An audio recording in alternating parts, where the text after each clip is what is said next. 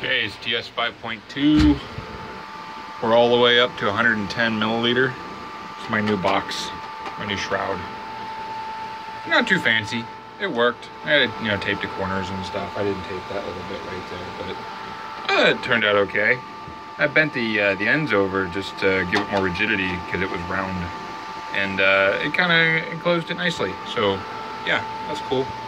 Using the same fan, but it's in the center now instead of at the top.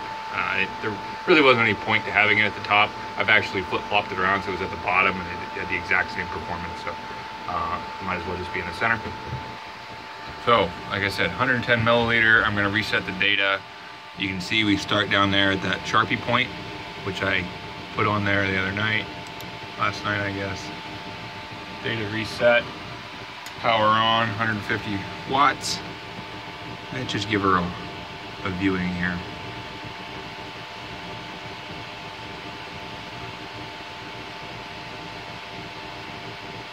Ambient temperature is 24.4 Celsius. Clock temps are at 31, rising.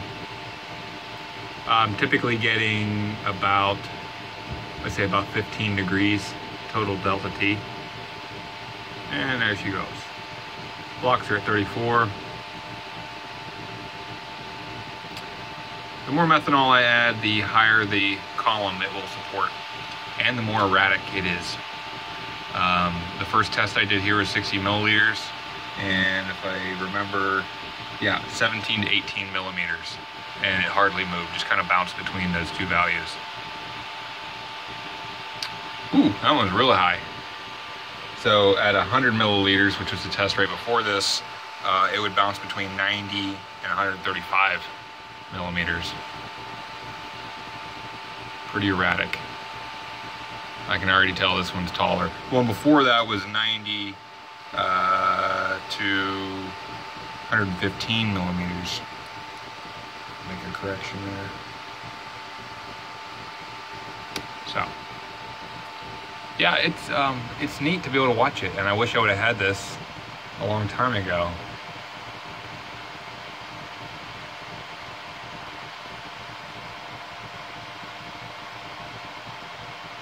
I have some suspicion that there are gas molecules or dissolved air in there. See if I can get an image of it. If you can see any. There's not a lot in there right now. And with that surge, yeah, you can see a little bit in there. With that surging up and down, it would seem as though the liquid supply is probably pulsating in the inlet of the evaporator. Particularly when I first charge it is whenever you can see the dissolved air or particles, whatever it is, but it seems like it's dissolved air at first. And I guess that would make sense because whenever I pour it into the funnel, it's at atmospheric pressure. And once it goes into this system, it's down around 3 psi. So I suppose any dissolved air would tend to, or at least some of it would tend to come out or enlarge, making it more visible. But I don't know. I think it might be worthwhile to try to degas. So anyway, we're up here. Blocks are at 40.6. They're staying pretty tight together. Once I hit 90 milliliters, they started to stay pretty tight. Yeah, we're up there 11 centimeters, 10 and a half, 13 and a half. Yeah, so we're a bit higher. So I have some, I'm wondering if it's possible that it's not just gravity alone that's drawing this down. It's actually, maybe the pulsations themselves, but there's actually 3 pressures in the system, 3 specific pressures. There's the pressure of the evaporator. There's the pressure in the head up here where the latent heat is being rejected, where the phase change is occurring, or condensation. And we have something of a liquid plug that's occurring. And there's actually lower pressure here at the bottom. Now, we're getting better supply, and we're returning liquid more effectively at these higher charges. And a lot of that liquid is actually building up in this condenser, and it's allowing the, it's creating a larger pressure differential. There's not much, but probably between the evaporator and the top of the condenser, but there is a fair amount between the evaporator and the bottom of the condenser. And it's a combination of pressure differential and gravity that's allowing this liquid to return. I don't know, I just started thinking about that today. Unfortunately, that ends up using up some of our condenser surface area, and that's not a good thing. I am probably getting down to about here in terms of heat. It kind of comes up this way, so it's actually not quite half typically, and that's been typical for all of my condensers. It's usually our inlets over here. I usually get more heat on this side. Now I have some reflection coming off of this here, but I know what the reflection is because I have blocked it for a short period of time, and I can see the changes. But there's still a larger load of heat on that side. So anyway, blocks are at 41. So our block temperatures haven't really improved with added charge. The system's just become more stable. The evaporator temperature here on this black line, which is the thermocouple that's mounted inside the vapor chamber, with added charge, that one becomes more stable and closer to the condenser temperature, which is the yellow one right there. Right now the difference is about 1 degree C. But in some tests past, I've gotten that down to basically zero, where they were, I don't know, 0.05 degrees, 0.1 degrees different. So that was kind of interesting. And I expected with this run, as my two block temperatures up here got closer and closer together, that I would see that, because that was a feature of some of the previous tests with that leaky system. Maybe there was something to it with the air. I don't know why any added air would cause that effect, but it seemed as though once the evaporator was fully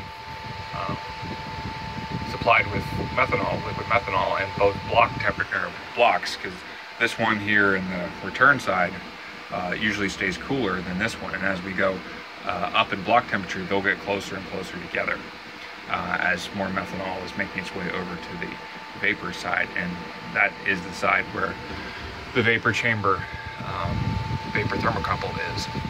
But anyway, I haven't seen that. They have gotten closer together, but not tight. Now, this amount of pressure, this amount of head, I did some calculations, and it shouldn't account for more than I think it's like a half a degree or something of difference. It's not much, but I'll have to go back and recheck that. I'm not sure on that number. But just glancing at this, you can see that yellow is our condenser, which is probably the closest thing I have right now to the actual vapor temperature and therefore the pressure inside. The black one is the evaporator. Likely, I mean, it is going to be warmer than the condenser, but it's going to be close. So I typically kind of go with that yellow one there as my middle ground. You know, I got the ambient on one side, I got the evaporator on the blocks on the other. That's my middle ground there. So, you know, right now we're talking about 5, a little over 5 degrees. I've seen 4.5 temperature difference between the condenser vapor and the ambient air. And then we have a much larger area here, which is the evaporator. And that's where I'm more concerned about it right now. But I think I can improve that condenser still. And as I observe this and look at some of the data, think about this a little more, I'd like to discuss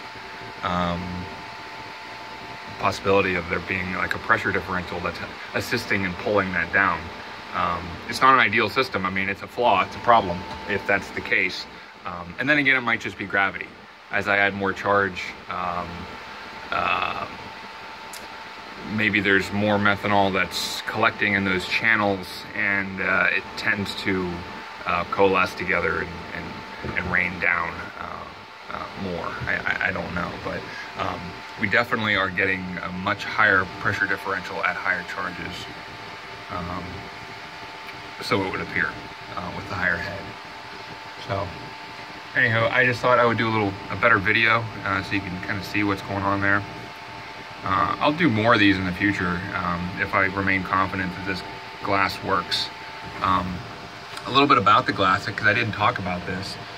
What I did was I took a piece of 3/8 inch tubing, copper tubing.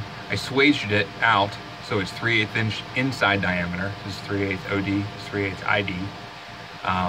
Took the glass tube, 6mm OD, found some O-rings that fit on it decently. They weren't tight, and they weren't really particularly tight in the copper tube, but they were enough that they should help to prevent epoxy from draining down in there. So cleaned everything real well with extra methanol, and I poured the epoxy in. I taped everything off here, and I got some of that masking tape behind there I didn't dig out, but whatever. So anyway, I poured them, let it sit for 20 minutes, and then flipped it, and, you know, poured the other one. And you can see that I put this support connecting it too, so I didn't have to put any stress on the glass. It seemed like a good idea. And then I wrapped the hell out of these things with, you know, wet rags and everything while I braised this as quickly as possible. I still had some concern that, you know, plenty of heat still made its way to this copper. My concern was that it was going to expand and separate from the epoxy, but I think I did good. So, one way to do it. So. All right, probably going to call it a night.